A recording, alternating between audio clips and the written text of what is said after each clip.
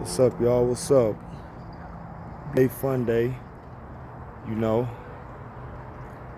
Doing my latest uh, exercise, which is my I call it a nature walk, even though I'm in the middle of a roar. But I just over the past couple weeks, I've been taking the time just to be still. I don't have my phone with me. I don't have music. I just walk the park, sit down, look at the birds, look at the bees. I sound real emotional right now, but I'm using this time just to think about what I'm thinking about. You know what I'm saying? I'll pray, I'll give thanks, but most of the time I'm just sitting still, sitting in silence, just looking at the park, just observing everything, and it's really been helping me get to the bottom of a lot of my issues, and even giving me strategy.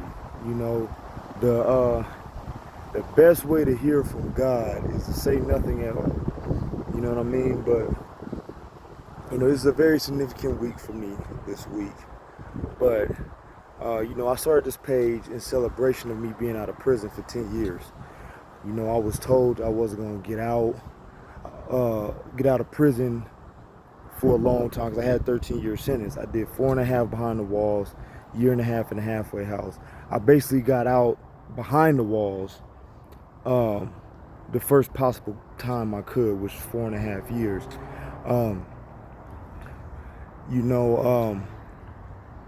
And in retrospect, the halfway house is jail, but I didn't look at it like that. I looked at it like I was free because I was able to eat food, I was able to talk to women. So I looked at the halfway house as if it was freedom.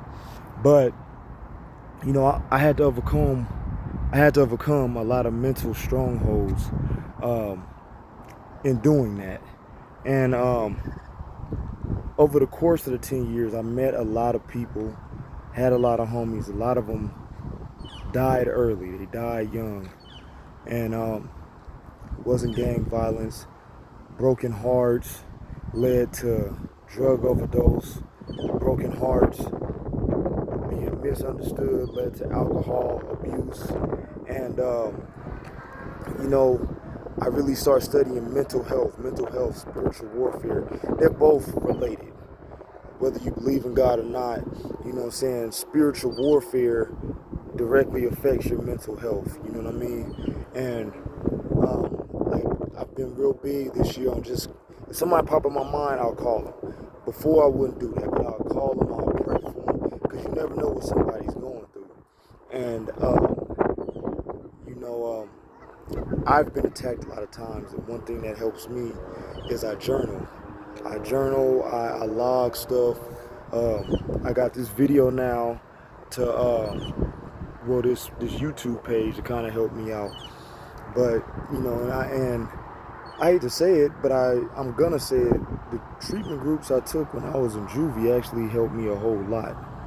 They helped me a whole lot. I'm able to identify how I'm feeling, what I'm feeling, what I want to do, why I don't want to do something. I learned all of that through my progression through the juvenile system out here, the prison system out here, and I'm just able to do it now on the streets as a free man, and of course added with prayer. But ways you could check on yourself, like if you just out of nowhere just lose motivation. Like, we all have days that we don't want to go to work. We all have days that we don't want to go to the gym. But now you have no motivation for nothing. Or better yet, everything feels like a chore. Like going to the gym, instead of working on yourself and feeling good, like you're like, damn, I got to get this out the way. You know what I'm saying? Or, damn, I got to do this. You're being attacked spiritually, and something is going on with your mental health if that happens. If you just lose all your enthusiasm, like you're just kind of going through the motions and nothing really gets to you. Even leisure time, hanging out with your people is really not. It's like your mental health is being affected. You're being attacked spiritually. You know what I mean? one big thing, and I think this affects everybody, whether you believe in God or not, your finances. Your finances, biblically, that's how the devil can pretty much tap out anybody. But that's how you know you're under a spiritual attack, and that leads to your mental health being affected because you automatically get anxiety of how I'm gonna pay my rent, how I'm gonna pay this, I need to eat. You know what I'm saying? When your finances are being attacked. And when you start noticing all of these things, you know, seek out help. Sit down, prioritize things, what needs to be addressed first, but figure out why do you feel the way you feel. See similarities in the attacks or enemies that's coming into your life and pray on it, journal on it, pinpoint it, get down to the bottom. Like I was watching a story the other day where it was like anger is a secondary emotion, and it is. You're angry because this made you sad. You're angry because you got left out because of this. You know what I mean? So pinpoint that initial feeling and pinpoint why did it make you feel like that. You know what I'm saying? You feel left out because your mom used to make you feel left out, or something happened to you in your childhood. Pinpoint things. You know, seek out a friend or a mentor, somebody that you could trust. And I don't want to say venting, because venting is one-sided. More so somebody you can have a conversation with and be open for advice. Look for different points of views. I'm so blessed with my life. I can hear things from a gangbanger's point of view, from a fighter's point of view, from a Christian's point of view, from a construction worker's point of view.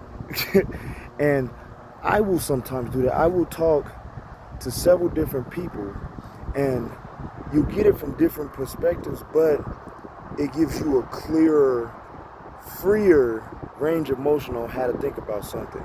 You don't want to put yourself in prison of, oh, I'm just an athlete, so this. Oh, I'm just a gang member, so this.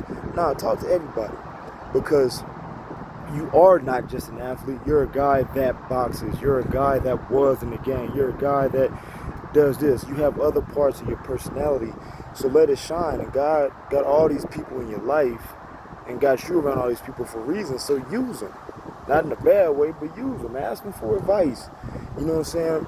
But when I say this, have good discretion. Don't just vent to everybody, because, you know, people are messy. People will use it against you.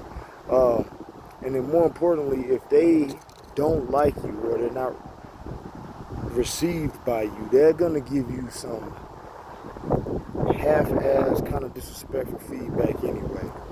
But like I said, if you out of nowhere lose motivation, everything is a chore, you lose enthusiasm, you see all of a sudden that your money is becoming tight, like stop everything. Don't numb the pain with drinking, drugs, sex, or whatever.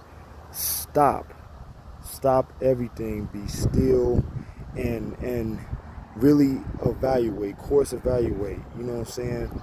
And even, you know, journal stuff. Take notes on yourself. Take notes on life. You notice your money get tight when this type of stuff happens. You notice you lose motivation or you lose enthusiasm during this time of the year, because everything is similar. Everybody always say new level, new devil. That's a damn lie. It's the same devil with the same tactics. He's just a little bit more discreet on the next level. A little bit more discreet. And as you mature in life, you know what I'm saying, he's not as obvious as he was in the first level or the second level. He's the same devil. Like, if you struggle with pathological liars and narcissists, you're going to struggle with pathological liars and narcissists on the 5th and 6th level. They're just a little bit more discreet. You know what I'm saying? But, you know, I'm back to it, man. I'm like I said, like, I have a blessed life, but I realize, like I said, I got some things to address, and I'm going to address it in my boxing life, in my plumbing life, and I had to step away from my YouTube page to address all of that. But I'm back now. I'm starting uploading videos more on a constant basis.